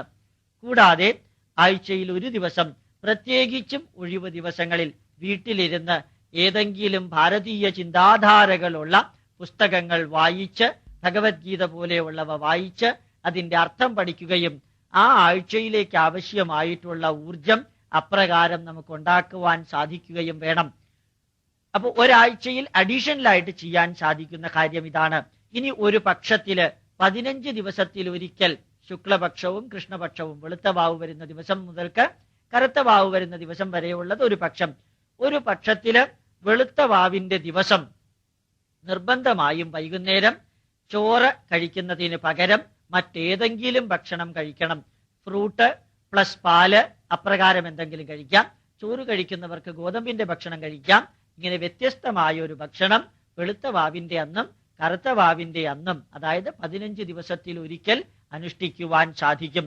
കൂടാതെ എല്ലാ മാസവും, മാസത്തിൽ ഒരിക്കൽ അനുഷ്ഠിക്കേണ്ടത് എല്ലാ മാസവും ഏകാദശി ദിവസം കഴിയുമെങ്കിൽ ഒരു പ്രാവശ്യം മാത്രം വ്യത്യസ്തമായൊരു ഭക്ഷണം കഴിച്ച് ഉപവാസം അനുഷ്ഠിക്കുന്നത് നല്ലതാണ്. 36 അടി നീളമുള്ള ഇൻഡസ്റ്റൈന്റെ ശുദ്ധീകരണത്തിന്, ഡൈജസ്റ്റീവ് എൻസൈമുകളുടെ പ്രവർത്തനം നോർമലാക്കുന്നതിന്, ശരീരത്തിൽ അടിഞ്ഞുകൂടിയിരിക്കുന്ന വേസ്റ്റുകൾ മുഴുവൻ കളയുന്നതിന് ഇപ്രകാരം ഒരു ഏകാദശി വ്രതം അത്യുത്തമമാണ് എന്ന് ഫുഡ് ആൻഡ് ന്യൂട്രീഷൻ സയന്റിസ്റ്റുമാര് പറയുന്നുണ്ട്. ഒരു മാസത്തിൽ ഒരുമിച്ച് കുറെ വ്രതം എടുത്തത് കൊണ്ട് പ്രയോജനമില്ല. നിരന്തരം ഭക്ഷണം കഴിക്കുന്നതിനിടയ്ക്കാണ് ഇപ്രകാരം മാസത്തിലൊരിക്കലോ അല്ലെങ്കിൽ പക്ഷത്തിലൊരിക്കലോ ഏകാദശി വ്രതം അനുഷ്ഠിക്കുന്നത് നല്ലതാണെന്ന് പറയുന്നത്. ഏകാദശി എന്ന വാക്കിന് വലിയ ആത്മീയ പ്രാധാന്യമൊന്നുമുണ്ട് എന്ന് വിശ്വസിക്കേണ്ട. വിശ്വസിക്കുന്നതിൽ തെറ്റുമില്ല. ഏകാദശം എന്ന വാക്കിന്റെ അർത്ഥം 11. 11-ാം ദിവസം, കറുത്ത വാവ് കഴിഞ്ഞ് 11-ാം ദിവസം അല്ലെങ്കിൽ വെളുത്ത വാവ് കഴിഞ്ഞ് 11-ാം ദിവസം ഞാൻ വ്രതം അനുഷ്ഠിക്കുന്നു. വ്രതം അനുഷ്ഠിക്കുന്ന വേളയില് ഭക്ഷണം കഴിയുന്നതും ഒഴിവാക്കിയിട്ടോ മിനിമം ഭക്ഷണം കഴിച്ചോ പഴങ്ങൾ മാത്രം കഴിച്ചോ ആണ് സാധാരണ വ്രതം അനുഷ്ഠിക്കുക. ഒരിക്കൽ അനുഷ്ഠിക്കുകയാണെങ്കിൽ ഒരു നേരം സ്വാഭാവികമായ ഭക്ഷണം കഴിച്ച് ബാക്കി സമയം ഭക്ഷണമില്ലാതെ കഴിയുന്നത് ഒരിക്കലായിട്ട് നാം കണക്കാക്കുന്നു. അപ്പോൾ ഏകാദശി വ്രതം അനുഷ്ഠിക്കുന്നത് ആചാരത്തിന് ഏറ്റവും നല്ല ഒരു ഭാഗമായിട്ട് ആരോഗ്യ സമൃദ്ധിക്ക് ഉപയോഗിക്കാൻ പണ്ടുള്ളവർ പറയുന്നത് യഥാർത്ഥത്തിൽ ശാസ്ത്രമാണ് എന്ന് മനസ്സിലാക്കാൻ അവസരം ലഭിക്കുന്നു. എല്ലാ മാസവും ഇപ്രകാരം ചെയ്യേണ്ടതാണ്. പിന്നെ വർഷത്തിൽ ഒരിക്കൽ നമുക്ക് ചെയ്യാൻ സാധിക്കുന്ന ആചാരങ്ങളുണ്ട്. വർഷത്തിൽ ഒരിക്കൽ ചെയ്യാൻ പോകുന്ന ആചാരങ്ങൾ പറയുന്നതിന് മുൻപ് ഓരോ മാസവും പ്രത്യേകമായി ചെയ്യാൻ സാധിക്കുന്ന ചില ആചാരങ്ങൾ കൂടി പറയാം. അത് വർഷത്തിൽ ഒരിക്കൽ ഒരു പ്രത്യേക മാസത്തിൽ വരുന്ന ആചാരമാണ്.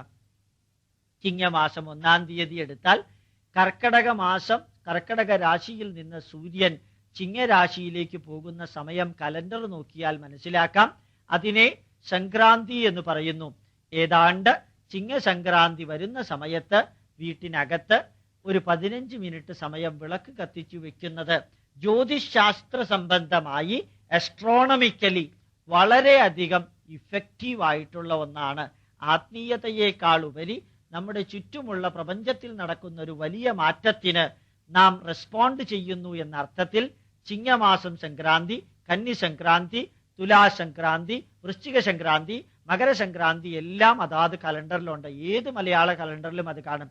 ആ സംക്രാന്തി സമയത്ത് വിളക്ക് കത്തിച്ചു വെക്കുന്നത് നല്ലതാണ്. 12 മാസവും സംക്രാന്തി ഉള്ളത് കൊണ്ട് അത് നമുക്ക് ശ്രദ്ധിക്കാൻ സാധിച്ചാൽ ജീവിതത്തിലെ ശ്രദ്ധ എന്താണെന്ന് നമ്മെ ഓർമ്മപ്പെടുത്തുന്ന ഒരു വസ്തുത കൂടിയായി തീരും.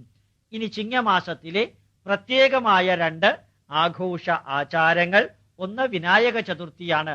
വിനായക ചതുർത്ഥി ദിവസം ഒരു ചെറിയ പൊതിമടലെടുത്ത് അതിൽ തീ കത്തിച്ച് 1-2 നാളികേരത്തിന്റെ പൂള്, നാളികേരത്തിന്റെ കഷ്ണം അതിലിട്ട് ഗണപതിയെ പ്രാർത്ഥിക്കുന്നത് നല്ലതാണ്.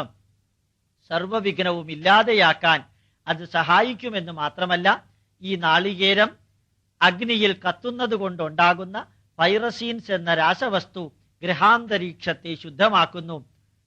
2ാമത്തെ ആഘോഷം ചിങ്ങമാസത്തിൽ വരുന്നത് ജന്മാഷ്ടമി അഥവാ അഷ്ടമി രോഹിണി.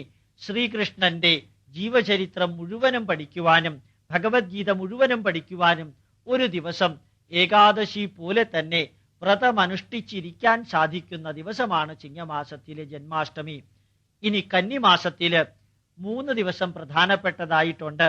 ദുർഗാഷ്ടമി, മഹാനവമി, വിജയദശമി. ദുർഗാഷ്ടമി ദിവസമാണ് വൈകുന്നേരം പുസ്തകങ്ങളും ആയുധങ്ങളും എല്ലാം നമ്മൾ പൂജയ്ക്ക് വെക്കുക. ഒരു വർഷത്തില് ഒരു ദിവസം പുസ്തകം വായിക്കാതിരിക്കാനും ഈശ്വരീയമായ പുസ്തകത്തിന്റെ ചൈതന്യം നമ്മെ ഓർമ്മപ്പെടുത്തുവാനും നമുക്ക് ലഭിക്കുന്ന ഒരു അവസരമാണ് ദുർഗാഷ്ടമി വൈകുന്നേരം പുസ്തകം പൂജയ്ക്ക് വെക്കുക. മഹാനവമി ദിവസം ആയുധ പൂജയായി നാം പ്രവർത്തിക്കുന്ന കമ്പ്യൂട്ടർ ആയാലും ക്രൊമാറ്റോഗ്രാഫിക് ടെക്നോളജി ആയാലും ബസ്സായാലും കാറായാലും നമ്മെ ജീവിക്കാൻ അനുവദിക്കുന്ന, ജീവിക്കാൻ സഹായിക്കുന്ന ആ ഉപകരണങ്ങളെ മുഴുവനും വർഷത്തിലൊരിക്കൽ നന്ദി സൂചകമായി പൂജിക്കുന്നതാണ് ആയുധ പൂജയായിട്ട് എടുക്കുന്നത്. വർഷത്തിലൊരിക്കൽ നമുക്ക് ജ്ഞാനം തരുന്ന പുസ്തകത്തെ പൂജിക്കുന്നതാണ് പുസ്തക പൂജയായിട്ട്, സരസ്വതി പൂജയായിട്ട് വർഷത്തിലൊരിക്കൽ നാം ആചരിക്കുന്നത്.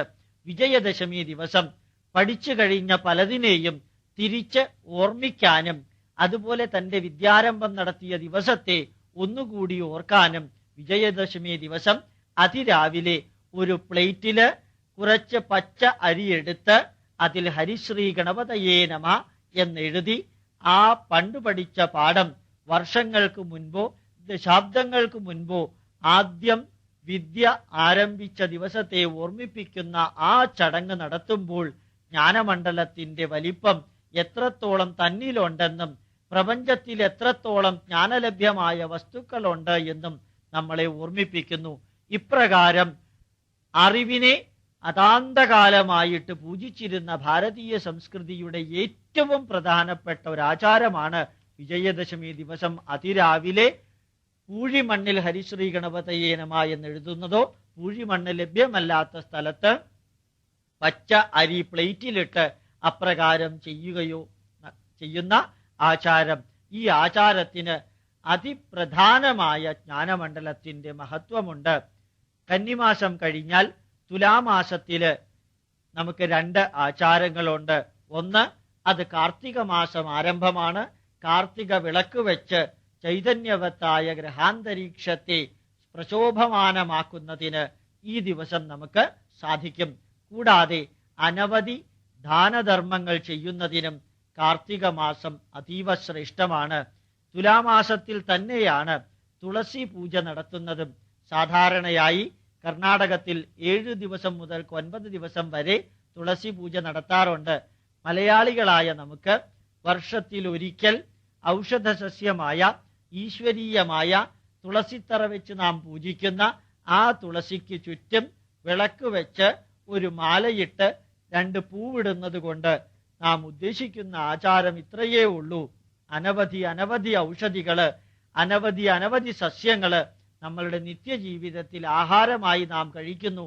അവയോടെല്ലാം നന്ദി സൂചിപ്പിച്ചുകൊണ്ട്, അവയിലെ ചൈതന്യത്തെ സ്മരിച്ചുകൊണ്ട്, അവയില് ഒന്നായ ഔഷധിയായ തുളസിയെ നാം ഇതാ 2 കൈയും കൂപ്പി വണങ്ങുന്നു എന്ന് കാണിക്കുന്ന ഒരു ചടങ്ങാണ്, ഒരാചാരമാണ് തുലാമാസത്തിലെ തുളസി പൂജ. വൃശ്ചിക മാസത്തിലാകട്ടെ 1 മുതൽക്ക് 41 ദിവസം വരെ സാധാരണയായി ശബരിമല യാത്രയ്ക്ക് പോകുന്ന വ്യക്തികള് മാലയിട്ട് വ്രതാനുഷ്ഠാനം നടത്താറുണ്ട്. ഈ 41 ദിവസം ഒരു വർഷത്തിൽ ഒരു പ്രായശ്ചിത്തം ചെയ്യുവാനുള്ള കാലഘട്ടമായിട്ടും നമുക്ക് ഏറ്റെടുക്കാവുന്നതാണ്. ആചാരങ്ങൾ അനുസരിച്ച് ജീവിതത്തിൽ ദുശ്ശീലങ്ങളുള്ള അവയെല്ലാം മാറ്റുവാനും ശരീരത്തെയും മനസ്സിനെയും കുടുംബത്തെയും പവിത്രീകരിക്കുവാനുമുള്ള 41 ദിവസമായിട്ട് ഇത് സ്വീകരിക്കുകയാണെങ്കിൽ പലരും സിഗരറ്റ് ഉപേക്ഷിക്കുന്നതിനും അതുപോലെ തന്നെ മദ്യ മാംസാദികൾ ഉപേക്ഷിക്കുന്നതിനും ഒരു പ്രത്യേക വ്രതത്തിന്റെ ചൈതന്യത്തോടു കൂടിയുള്ള ഈ ആചാരങ്ങൾ അനുഷ്ഠിക്കുകയാണെങ്കിൽ അവർക്കത് വളരെ എളുപ്പത്തിൽ സാധിക്കുന്നതായിരിക്കും. വൃശ്ചികം 1 മുതൽക്ക് വ്രതകാലമായ മണ്ഡലകാലമായ 41 ദിവസത്തേക്ക് ഞാൻ ഒരു വിധത്തിലുള്ള നെഗറ്റീവുകളും ജീവിതത്തിൽ ചെയ്യുകയോ ചെയ്യുന്നവരുടെ കൂട്ടത്തിൽ സഹകരിക്കുകയോ ചെയ്യുകയില്ല എന്ന വ്രതാനുഷ്ഠാനത്തോടുകൂടി തീരുമാനമെടുത്തതിന് ശേഷം സ്വാഭാവികമായും തുടർന്നുള്ള ദിവസങ്ങളില്, തുടർന്നുള്ള മാസങ്ങളിലും തുടർന്നുള്ള ജീവിതത്തിലും നമുക്ക് വളരെയധികം നന്മയുടേതായ ചൈതന്യം സ്വാംശീകരിക്കാൻ സാധിക്കുന്നത് കൊണ്ട് വൃശ്ചിക മാസം പൂർണ്ണമായും, അതുപോലെ അതിന്റെ അടുത്തു വരുന്ന മാസത്തിൽ 11 ദിവസവും കൂടി ചേരുന്ന 41 ദിവസം ചൈതന്യവത്താക്കാവുന്ന വ്രതാനുഷ്ഠാനങ്ങളുടെ ആചാരത്തിന്റെ ഭാഗമായിട്ട് ഓരോ ഹിന്ദു കുടുംബാംഗങ്ങളിലും ഓരോ ഹിന്ദു കുടുംബത്തിലും നന്മയുടെ കൈത്തിരി കത്തിക്കാവുന്നതാണ്. പലപ്പോഴും പല വ്യക്തികൾക്കും മാംസാഹാരം ഉപേക്ഷിക്കുന്നതിന് വിഷമം തോന്നാറുണ്ട്. ഈ കാലയളവിൽ അത് കഴിക്കുകയില്ലെന്ന് തീരുമാനിക്കുക. തുടർന്നുള്ള കാലയളവിൽ തീർച്ചയായിട്ടും അത് ആവർത്തിക്കുവാൻ ഒരു ബുദ്ധിമുട്ടും ഉണ്ടാവുകയില്ല. അപ്രകാരം വൃശ്ചിക മാസവും നമ്മുടെ ആചാരത്തിന്റെ ഭാഗമായി തന്നെ കണക്കാക്കാവുന്നതാണ്. ധനുമാസത്തിൽ വെളുത്തവാവിന് മുമ്പ് വരുന്ന ഏകാദശി ദിവസമാണ് ഭഗവത്ഗീതാ ദിനമായിട്ട് ആചരിക്കുന്നത്. ഓരോ വർഷവും ഭഗവത്ഗീതാ ദിനം ആചരിക്കുന്ന വേളയില് ഭഗവത്ഗീത പഠിക്കുവാനും ഏറ്റവും കുറഞ്ഞത് ഒരു പ്രാവശ്യം വായിക്കുവാനും നിരന്തരമായി വീട്ടിലത് കേട്ട് സ്വാംശീകരിക്കുവാനുമുള്ള ആചാരം നമുക്ക് അനുഷ്ഠിക്കാവുന്നതാണ്. മകരമാസത്തിൽ മകരസംക്രാന്തി ദിവസം യഥാർത്ഥത്തില് ചൈതന്യത്തിന്റെ ദിവസമാണ്. വിളക്ക് കത്തിച്ചു വെച്ച് നല്ല രീതിയിൽ ആഘോഷിക്കാൻ സാധിക്കുന്നു. കുംഭമാസത്തിലെ ശിവരാത്രി രാത്രി ഉറക്കമൊളിച്ചിരുന്ന് ശിവക്ഷേത്രങ്ങൾ ദർശിച്ച്, സാധിക്കുമെങ്കിൽ സ്വദേശത്തുള്ളവരാണെങ്കിൽ 7 ശിവക്ഷേത്രങ്ങൾ ദർശിച്ച് വ്രതമനുഷ്ഠിച്ച് ജീവിക്കാവുന്നതാണ്. ഈ ശിവരാത്രി ആഘോഷത്തിന്റെ കഥയും ചൈതന്യവും അറിയുവാനുള്ള ഒരവസരവുമായിട്ട് കുംഭമാസത്തിലെ ശിവരാത്രി ആചാരത്തിന്റെ ഭാഗമായിട്ടെടുക്കണം. മീനമാസത്തിലാകട്ടെ മര്യാദാ പുരുഷനായ ശ്രീരാമന്റെ ജന്മദിനം വരുന്നു. രാമനവമി ദിവസം ശ്രീരാമകഥയും രാമായണ പാരായണവും നടത്തുന്നത് കൂടാതെ ശ്രീരാമന്റെ മാനേജ്മെന്റ് പ്രിൻസിപ്പിൾ അനുജനോട്, സഹോദരന്മാരോട്, അച്ഛനോട്, അമ്മമാരോട്, പത്നിയോട്, പ്രജകളോട്, അദ്ദേഹത്തിനെ സഹായിച്ച വാനര സമൂഹത്തോട്, അദ്ദേഹത്തിന്റെ കൂട്ടത്തിൽ നിന്ന അണ്ണാറക്കണ്ണനോട്, എപ്രകാരമാണ് ശ്രീരാമൻ പെരുമാറിയിരുന്നത് എന്ന മാനേജ്മെന്റ് തത്വം മനസ്സിലാക്കുവാനും ആധുനിക ലോകത്തിൽ ശ്രീരാമ ചൈതന്യം എപ്രകാരമാണ് പ്രയോജനപ്പെടുത്താൻ സാധിക്കുന്നത് എന്ന് ഭൗതികമായ രീതിയിലും ആധ്യാത്മികമായ രീതിയിലും പഠിക്കുവാൻ ഒരു അവസരമാണ് മീനമാസത്തിലെ ശ്രീരാമ ജയന്തി ദിവസം. എല്ലാ ഹിന്ദുക്കളും ഒരുമിച്ച് ചേർന്ന് ഇത് ആഘോഷിക്കാവുന്നതുമാണ്. മേടമാസത്തിലാകട്ടെ വിഷു വരുന്നു, മേടസംക്രാന്തി. മേടരാശി തുടങ്ങുന്ന പ്രപഞ്ചത്തിലെ രാശിചക്രത്തിലെ ഒന്നാമത്തെ രാശിയായ മേടത്തിൽ സൂര്യൻ പ്രവേശിക്കുന്ന സമയമാണ് വിഷുവത് എന്ന മേടസംക്രാന്തി. സംക്രാന്തി എന്ന വാക്കിന്റെ അർത്ഥം ചൈതന്യവത്തായ, ക്രാന്തി മാറ്റം, പരിണാമം. സംക്രാന്തി മേടമാസത്തിലേക്ക് സൂര്യൻ മീനം രാശിയിൽ നിന്ന് പ്രവേശിക്കുന്നതാണ്. ആ ദിവസം വിഷുവായിട്ട് കണി കണ്ടുകൊണ്ട് നന്മയുടെ എല്ലാ വസ്തുക്കളും ഈശ്വരീയമായ ചൈതന്യം ഉൾക്കൊള്ളുന്നതാണ് എന്ന് പ്രതിധ്വനിപ്പിക്കുന്ന രീതിയിൽ ശ്രീകൃഷ്ണന്റെയും ദേവതമാരുടെയും പടങ്ങൾ വെച്ച് അതിൽ അനവധി തരത്തിലുള്ള ഫലമൂലങ്ങൾ വെച്ച്, സ്വർണവും വെച്ച്, നാണയങ്ങളും വെച്ച്, ചുമന്ന രീതിയിലുള്ള പുതപ്പും തുണിയും വെച്ച് ചൈതന്യവത്താക്കിയിട്ട് അതിരാവിലെ അത് കണികണ്ട് ഉണരുന്നതിൻ്റെ അല്ലെങ്കിൽ ജീവിതം ആരംഭിക്കുന്നതിൻ്റെ ലക്ഷ്യം മേടമാസം 1-ാം തീയതി ആരംഭിക്കുന്ന ഭൂമിയുടെ പരിക്രമണം, സൂര്യപ്രദക്ഷിണം, ആ സ്ഥാനത്തേക്ക് വീണ്ടും അടുത്ത വർഷം അതേ ദിവസം ഭൂമി എത്തുന്നത് വരെയുള്ള ഒരു വർഷത്തെ ദീർഘകാലം ചൈതന്യവത്താകട്ടെ എന്നും നന്മ കണികണ്ടുണരുക എന്നുള്ളതിൻ്റെയും അർത്ഥമാണ്. അതുകൊണ്ട് മേടമാസത്തിലെ വിഷു സമുചിതമായി ആചരിക്കേണ്ടതാണ്.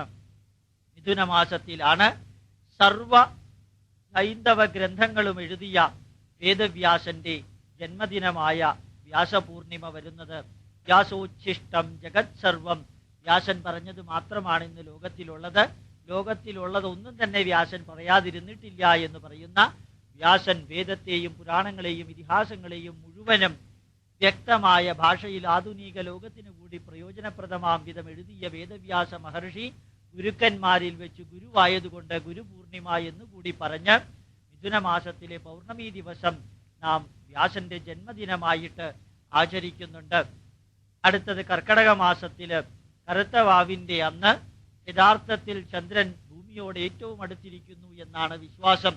കറുത്ത ഭാഗത്തുള്ള ചന്ദ്രന്റെ ആ പ്രദേശത്ത് നമ്മളുടെ മരിച്ചുപോയ പിതൃക്കളെല്ലാം ഭൂമിയിലേക്ക് അവരുടെ മക്കളെയും മരുമക്കളെയും ബന്ധുക്കളെയും നോക്കി തനിക്ക് അർഹതപ്പെട്ടത് തരണേ എന്ന് പ്രാർത്ഥിക്കുന്നു എന്നാണ് നമ്മുടെ വിശ്വാസം. അത് ശരിയോ ശാസ്ത്രീയമോ എന്നുള്ളതിനേക്കാളും പ്രാധാന്യം ഇപ്രകാരം കറുത്തവാവിന് ശ്രാദ്ധം ഇടുക, അല്ലെങ്കിൽ ബലി കൊടുക്കുക, ബലി അർപ്പിക്കുക, പൂജാതി കർമ്മങ്ങൾ ചെയ്യുക എന്നുള്ളത് കൊണ്ട് വ്യക്തമാകുന്ന ഒരു വസ്തുതയുണ്ട്. എൻ്റെ അച്ഛൻ്റെ അച്ഛനോട് എപ്രകാരം പെരുമാറിയിരുന്നു, അച്ഛൻ അച്ഛൻ്റെ അമ്മയോട് എപ്രകാരം പെരുമാറിയിരുന്നു, എത്ര സ്നേഹത്തോടുകൂടി വർത്തിച്ചിരുന്നു, എത്ര ബഹുമാനത്തോടുകൂടി വർത്തിച്ചിരുന്നു, അവരുടെ വേർപാട് എത്ര ദുഃഖകരമായിരുന്നു എൻ്റെ അച്ഛന് എന്ന് ഞാൻ അനുഭവത്തിലൂടെ അറിയുന്നത് അച്ഛൻ്റെ അച്ഛനും ബന്ധുക്കൾക്കും ബലിയർപ്പിക്കുമ്പോഴാണ്. കുടുംബ ബന്ധം ഈ 10,000 വർഷമായിട്ട് ഭാരതത്തില് ദൃഢമായി നിലനിൽക്കാൻ കാരണം പിതൃകർമ്മങ്ങളാണ്. ആ ദിവസമാണ് അച്ഛൻ്റെ തലമുറയിലുള്ള എല്ലാവരുടെയും അമ്മയുടെ തലമുറയിലുള്ള എല്ലാവരുടെയും പേരുകളും ഗോത്രങ്ങളും അവർ തമ്മിലുള്ള ബന്ധവും നമ്മൾ അറിയുന്നത്. അബ്രഹ്മണോ യേ പിതൃവംശജാത മധുസ്തദാ വംശഭവാമദീയ. അച്ഛൻ്റെ വംശത്തിൽ ജനിച്ച എല്ലാവർക്കും അമ്മയുടെ വംശത്തിൽ ജനിച്ച എല്ലാവർക്കും ഞാനിതാ പിണ്ടബലി അർപ്പിക്കുന്നു എന്ന് പറയാറുണ്ട്. മാതൃവംശേ കുലേ ജാത പിതൃവംശേ തദൈവ ച ഗുരുശ്വശുരബന്ധൂനാം യേ ചാന്യേ ബാന്ധവാമൃതാ യേ മേ കുലേ ലുപ്തപിണ്ഡാഃ പുത്രധാരവിവർജിതാ ക്രിയാലോപഹതാശ്ചൈവ ജാത്യം ദാപംഗവസ്തദാ.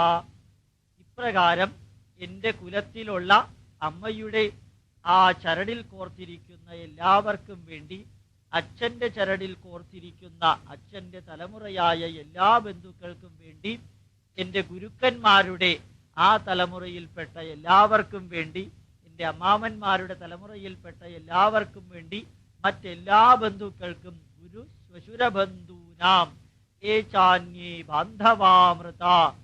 ഏതെല്ലാം ബന്ധുക്കളാണോ മരിച്ചു പോയിരിക്കുന്നത് അവരുടെ എല്ലാവരുടെയും പേര് പറഞ്ഞ് അവർക്കു വേണ്ടി എന്റെ കുലത്തിൽ പിണ്ടം ലഭിക്കാതെ, മക്കളില്ലാതെ, ഭാര്യമാരില്ലാതെ, ബന്ധുക്കളില്ലാതെ, മറ്റ് വിദേശത്തിരുന്ന് അല്ലെങ്കിൽ അപകടത്തിൽപ്പെട്ട് മരിച്ച ഓരോ വ്യക്തിയെയും സ്മരിച്ചുകൊണ്ട് ഞാനിതാ പിണ്ടബലി അർപ്പിക്കുന്നു എന്ന് പറഞ്ഞ് സപ്തദ്വീപ നിവാസീനാം പ്രാണീനാം അക്ഷയ്യമുപദേഷ്ടതു.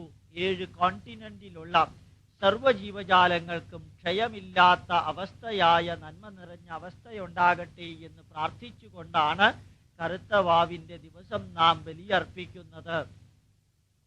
കൂടാതെ മിത്രാണി സഖ്യ പശവശ്ച വൃക്ഷാ ദൃഷ്ടാശ്ച ദൃഷ്ടാശ്ച കൃതോപകാര ജന്മാന്തരേ യേ മമ സംഗതാശ്ച ദിവ്യസദാ പിണ്ടബലിം ദദാമി. സുഹൃത്തുക്കളായിട്ട്, മിത്രങ്ങളായിട്ട് എന്നെ സഹായിച്ചവര്, നേരിട്ട് വന്ന് സഹായിച്ചവര്, നേരിട്ടല്ലാതെ ഇൻഡയറക്റ്റ് ആയിട്ട് എന്നെ സഹായിച്ചവര്, എന്റെ ശരീരത്തിന്റെ വളർച്ചയ്ക്ക് ആവശ്യമായിട്ട് ഭക്ഷണം തന്ന ഓരോ സസ്യലതാദികളോടും ഓരോ ജന്തുമൃഗാദികളോടും ഞാനിതാ കടപ്പെട്ടിരിക്കുന്നു എന്ന് പറഞ്ഞ് കറുത്ത വാവിന്റെ അന്ന് കർക്കിടക മാസത്തിൽ നാം പിണ്ടബലി അർപ്പിക്കുമ്പോൾ അതിന്റെ പുറകില് അത്യുജ്വലമായൊരു ചൈതന്യമുണ്ട്. പ്രപഞ്ച സൃഷ്ടിയിലെ ഓരോന്നിനോടും ഞാനിതാ കടപ്പെട്ടിരിക്കുന്നു. എന്റെ ശരീരവും മനസ്സും ജീവിതവും കുടുംബവും നിങ്ങളില്ലായിരുന്നു എങ്കിൽ ഞങ്ങൾ ഉണ്ടാകുമായിരുന്നില്ല എന്ന സാമൂഹിക ബന്ധം, സാമൂഹിക ബോധമുണ്ടാക്കുന്ന ദിവസമാണ് ഈ പിണ്ടബലി നടത്തുന്ന ദിവസം. അതുകൊണ്ട് പിതൃബലിയുടെ മഹത്വം മക്കൾക്ക് കാണിച്ചു കൊടുക്കുകയും പറഞ്ഞു കൊടുക്കുകയും അവരെ ഓർമ്മിപ്പിക്കുകയും തലമുറ തലമുറയായിട്ട് നിലനിന്നിരുന്ന കുടുംബ ബന്ധം, മാതൃപിതൃബന്ധം, പിതൃപുത്ര ബന്ധം, മാതൃപുത്ര ബന്ധം ഇത് നിലനിൽക്കുവാൻ കാരണം അച്ഛനോടും അമ്മയോടും മാതൃദേവോ ഭവ പിതൃദേവോ ഭവ എന്ന ബന്ധം നമ്മിൽ ഉണ്ടായിരുന്നത് കൊണ്ടാണ് എന്ന് അവരെ പ്രത്യേകം പറഞ്ഞ് മനസ്സിലാക്കുവാനുള്ള കാലഘട്ടമാണ്, അല്ലെങ്കിൽ ദിവസമാണ് കർക്കടക മാസത്തിലെ കറുത്ത വാവിന്റെ ദിവസം. ഇപ്രകാരം ചിങ്ങമാസം 1-ാം തീയതി മുതൽക്ക് കർക്കടക മാസം വരെ നാം നിത്യവും ആചരിക്കുവാനുള്ള ഓരോ ആചാരങ്ങൾ സാധിക്കുന്ന അത്രയും ശാസ്ത്രീയമായി പരിമിതമായ തോതിലാണെങ്കിലും ശ്രദ്ധയോടുകൂടി അതിൻ്റെ അർത്ഥം മനസ്സിലാക്കി, സന്ദേശം മനസ്സിലാക്കി, അത് നമ്മുടെ നന്മയ്ക്ക് വേണ്ടിയിട്ടുള്ളതാണ് എന്ന വ്യക്തമായ ബോധത്തോടുകൂടി ആചരിക്കേണ്ടതാണ്. സ്വാഭാവികമായും ഇത്തരം ആഘോഷങ്ങൾ ഒറ്റയ്ക്കോ കുടുംബാംഗങ്ങൾ മാത്രമായോ ആചരിക്കുന്നതിനു പകരം ദേശവിദേശങ്ങളിൽ ഹൈന്ദവ ബന്ധുക്കളെ മുഴുവനും വിളിച്ചിരുത്തിയിട്ട് ഏകത്വഭാവമുണ്ടാക്കുന്നതിന്, അവരിൽ ഐകമത്യമുണ്ടാക്കുന്നതിനുള്ള അവസരമായിട്ട് കൂടി ഇത് ഉപയോഗിക്കണം. കൂടാതെ ക്രൈസ്തവ സഹോദരന്മാരും ഇസ്ലാം മതവിശ്വാസികളും ഹൈന്ദവ ധർമ്മത്തെക്കുറിച്ച് മനസ്സിലാക്കാനും അതിൻ്റെ ചൈതന്യം ഉൾക്കൊള്ളാനും ഭാവിയിൽ അവരെ തിരിച്ചു കൊണ്ടുവരുവാനും സാധിക്കുന്ന ഏറ്റവും നന്മ നിറഞ്ഞ ആചാരങ്ങളാണ് നമുക്കുള്ളത്.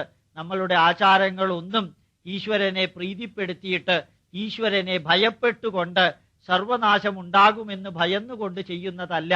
മറിച്ച് ശാരീരികവും മാനസികവും കുടുംബപരവും സമൂഹപരവും രാഷ്ട്രപരവുമായ നന്മയെ ഉദ്ദേശിച്ചുകൊണ്ട് മാത്രമുള്ള ആചാരങ്ങളാണ് ഭാരതീയ ആചാരങ്ങൾ. ഇത് അനുഷ്ഠിക്കുന്നത് കൊണ്ട് നമുക്കുണ്ടാകുന്ന നേട്ടമാകട്ടെ മേൽപ്പറഞ്ഞ എല്ലാവിധത്തിലുള്ള നന്മകളുടെയും ഉറവിടം അതായിത്തീരുന്നു. യഥാർത്ഥത്തിൽ ആചാരത്തിന്റെ അർത്ഥം തന്നെ ആചാരാത് ലഭതേഹ്യായുഹു ആചാരാത് ധനമക്ഷയം ആചാരാത് ലഭതി സുപ്രജ. ആചാരം കൊണ്ട് ആയുസ് വർദ്ധിക്കുന്നു, ആചാരം കൊണ്ട് തന്നെ ആരോഗ്യം വർദ്ധിക്കുന്നു. ആചാരാനുഷ്ഠാനത്തിലൂടെ ക്ഷയമില്ലാത്ത ധനത്തെ ഉണ്ടാക്കുവാൻ സാധിക്കുന്നു. അനവധി സുഹൃത്തുക്കൾ ലഭിക്കുന്നതിനും ആചാരത്തിലൂടെ നടക്കുന്നു. കാരണം ആചാരം അനുഷ്ഠിക്കുന്ന വ്യക്തിക്ക് തെറ്റുകൾ ചെയ്യുവാൻ, നുണ പറയുവാൻ, അക്രമം കാണിക്കുവാൻ, സാമൂഹികമായി അംഗീകരിക്കപ്പെട്ടിട്ടില്ലാത്ത നെഗറ്റീവുകളായ ഏത് കർമ്മങ്ങളും ചെയ്യുവാനും ചിന്തിക്കുവാനും അവനെ സ്വമനസ്സ് തന്നെ തടസ്സപ്പെടുത്തുന്നത് കൊണ്ട് ആചാരം സന്മാർഗത്തിന്റെ അത്യുജ്വലമായ ചൈതന്യമാണ്. എല്ലാവരും ചേർന്ന് അർത്ഥവും വ്യാപ്തവും മനസ്സിലാക്കി സകുടുംബം സസമൂഹം ചെയ്യുമ്പോഴാണ് അതിന്റെ ചൈതന്യവും നന്മയും പങ്കിടുവാൻ സാധിക്കുന്നത്. മനുഷ്യൻ ഒരു സാമൂഹിക ജീവിയായതുകൊണ്ട് സാമൂഹികമായ ഐകമത്യത്തിന് ഈ ആചാരങ്ങൾ വളരെ വളരെയേറെ സഹായിക്കുന്നു എന്ന് പ്രത്യേകം ഓർമ്മിക്കുക. ചൈതന്യവത്തായ ഓരോ തേജസ്സും നമുക്ക് ലഭിക്കുന്നത്, നമുക്കറിയുന്നത് കൂടുതൽ കൂടുതൽ അഗാധമായി പഠിക്കുവാനും പഠിപ്പിക്കുവാനും ശ്രമിക്കണം. പഴയ ഗ്രന്ഥങ്ങൾ പഠിക്കുമ്പോൾ അവയുടെ ആധുനിക പ്രസക്തി കൂടി അറിയാൻ സാധിക്കണം, അറിയിക്കാനും സാധിക്കണം. നിങ്ങളുടെ കർമ്മമണ്ഡലത്തിൽ, നിങ്ങളുടെ ജീവിതത്തിൽ ഭാരതീയ ചിന്താധാരകളും ഹൈന്ദവ മൂല്യങ്ങളും സനാതന ധർമ്മ ചൈതന്യവും ഏതെല്ലാം വിഷയങ്ങളെക്കുറിച്ചാണോ അറിയുവാൻ ആഗ്രഹമുള്ളത് അവയ്ക്ക് വേണ്ടിയുള്ള എല്ലാ ജ്ഞാന സ്രോതസ്സുകളും നിങ്ങളിലേക്ക് എത്തിക്കുന്നതിന് Indian Institute of Scientific Heritage സർവദാ പ്രതിജ്ഞാബദ്ധമാണ്. ഏത് വിഷയമാണ് നിങ്ങൾക്ക് ആവശ്യമുള്ളത് എന്നറിയിക്കുക. അത് പുസ്തകങ്ങളായും ഓഡിയോ കാസറ്റുകളായും CD കാസറ്റുകളായും നിങ്ങളിലേക്ക് എത്തിക്കുന്നതിന് സർവദാ തയ്യാറായിരിക്കുന്ന ഭാരത സംസ്കൃതിയെ പഠിക്കുകയും പഠിപ്പിക്കുകയും ചെയ്യുന്ന ഒരു ചെറിയ സംഘടന മാത്രമാണ് Indian Institute of Scientific heritage. സനാതന ധർമ്മമൂല്യങ്ങൾ ലോകമെമ്പാടും പ്രചരിപ്പിക്കുന്നതിന് ഒരു സ്രോതസ്സായി വർത്തിക്കുവാൻ, അതിന്റെ ആനന്ദം പകരുവാൻ, അതിന്റെ നന്മ സ്വീകരിക്കുവാൻ, അതിലെ അന്ധവിശ്വാസങ്ങൾ തിരസ്കരിക്കുവാൻ, വിമൃശ്യേതദശേഷേണ യഥേച്ഛസി തഥാ കുരു എന്ന് ശ്രീകൃഷ്ണൻ അർജുനനോട് പറഞ്ഞതുപോലെ നമ്മളുടെ കർമ്മധർമ്മ ആചാര വിചാരങ്ങളെ ക്രിട്ടിക്കലി വിമർശന ബുദ്ധി അനലൈസ് ചെയ്തിട്ട് നന്മ സ്വീകരിക്കുവാനുള്ള പന്ഥാവിൽ Indian Institute of Scientific Heritage നിങ്ങളോടൊപ്പം ഉണ്ടായിരിക്കുമെന്ന് വാഗ്ദാനം ചെയ്തുകൊണ്ട് എന്റെ വാക്കുകൾ അവസാനിപ്പിക്കുന്നു. വിനീത പ്രണാമം.